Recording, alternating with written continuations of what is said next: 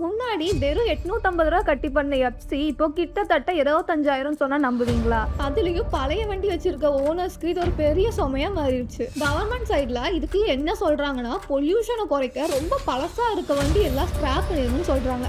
ஆனா ஒரு புது வண்டி வாங்கவே 30 லட்சம் பக்கமா ஆகும்.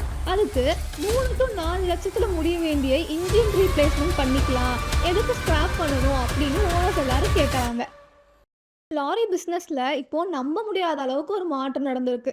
முன்னாடி வெறும் 850 ரூபா கட்டி பண்ண எஃப்சி இப்போ கிட்டத்தட்ட 25,000 சொன்னா நம்புவீங்களா? நவம்பர் 11ல வந்த சென்டர் மோட்டார் வெஹிக்கல்ஸ் ரூல்ஸ்ல பண்ண சேஞ்சஸ்னால எஃப்சி அமௌண்ட் யாரும் எதிர்பார்க்காத அளவுக்கு ஏத்தி இருக்காங்க.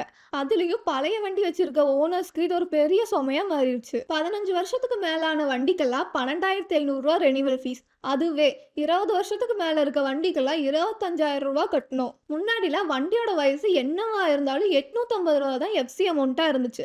ஆனா இப்போ எல்லாமே டோட்டலா மாறிடுச்சு. இதுக்கு state lorry owner federation president C Dhanraj என்ன சொல்றாருன்னா, டீசல் விலை, டோல் சார்ஜஸோட விலை, அப்புறம் இந்த எஃப்சியோட ஹைக்னால லாரி ஓனர்ஸ்க்கு எல்லாமே சேர்ந்து ஒரு பெரிய தலைவலியா மாறிடுச்சுன்னு சொல்றாரு. லாரி ஓனர் கே குமாரசாமி இதுக்கு ஒரு எக்ஸாம்பிள் கொடுத்திருக்காரு. ஒரு 20 வருஷம் ஆன லாரியோட மொத்த மதிப்பே 1 லட்சத்துல இருந்து 1.5 லட்சம் தான் இருக்கும். ஆனா அதுக்கு எஃப்சி மட்டும் 25,000 சொன்னா எப்படின்னு கேக்குறாரு. 1, 2 லாரி வச்சிருக்கவங்களோட மாச சம்பாத்தியமே 10,000த்துல இருந்து 15,000 வரைக்கும் தான் இருக்கும்னு சொல்றாரு. கவர்மெண்ட் சைடுல இதுக்கு என்ன சொல்றாங்கன்னா, பொல்யூஷனை குறைக்க ரொம்ப பழசா இருக்க வண்டி எல்லாம் ஸ்கிராப் பண்ணிருங்கன்னு சொல்றாங்க.